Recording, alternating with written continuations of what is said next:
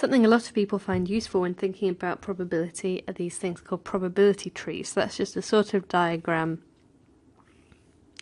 for thinking about probabilities, which I'm going to show you. And in these cases, I'm going to show you the order of events doesn't matter. That's just a little disclaimer.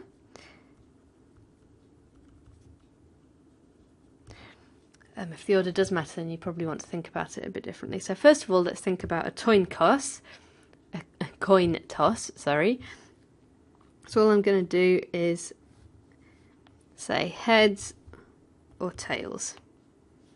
And half of the time we're going to get heads, and half the time we're going to get tails. And then we can expand on this. So how about, what is the probability of tossing a coin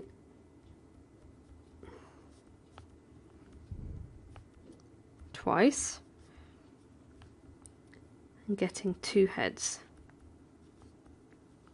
Getting the outcome heads twice. So here's the first flip. So you've got these 2 different possible events. So half the time we get heads, half the time we get tails. And then if we add a second flip, then the same thing happens. So here we've got half the time. So here we've already got heads for both, and then half the time in here we're going to get heads, and half the time we're going to get tails.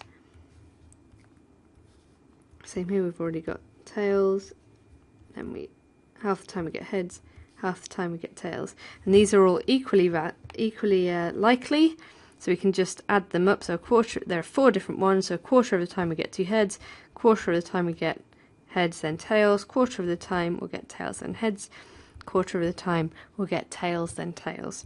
And this should add up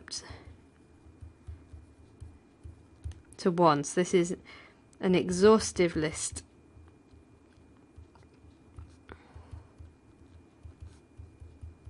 of the different events that could happen. Okay, so we just draw these lines to sketch out the different outcomes that we could get. Now how about a genetical example? So what's the probability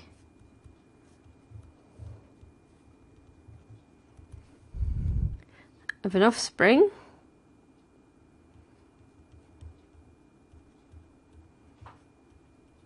of a single offspring from 2 heterozygous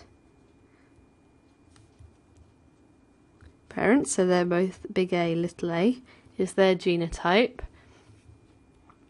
also being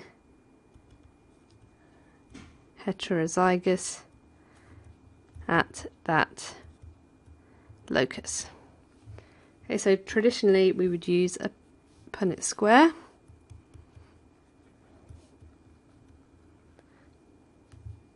So we're looking at the mummy and the daddy, and they're both big A, little a. So we work this out. So the Punnett square tells us that half the time, 2 out of 4, or 1/2 of offspring are heterozygous. So that would be the chance for one individual as well. We can do the same thing in using this diagram. So first of all, let's look at the maternal. So it doesn't matter which order they come, I just happen to do it like this. So half the time we'll get a big A, half the time a little a. And just the same as before, half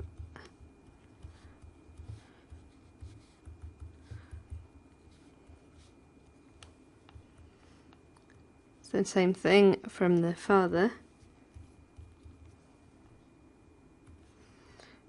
So it could be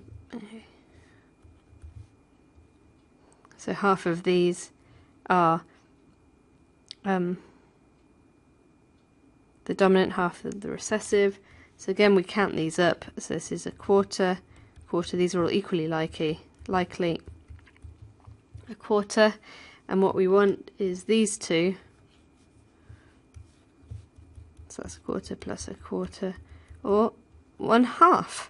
So we've used this diagram instead of a Punnett square, which might be more convenient if we're doing something more complicated than just a single allele. And the really important thing that I didn't tell you here is that these are independent events. So the outcome of the first Toenkos won't affect the outcome of the second, and the outcome and which gamete comes from the mother will not affect in any way which gamete comes from the father, from the male parent. So that's really important to make clear.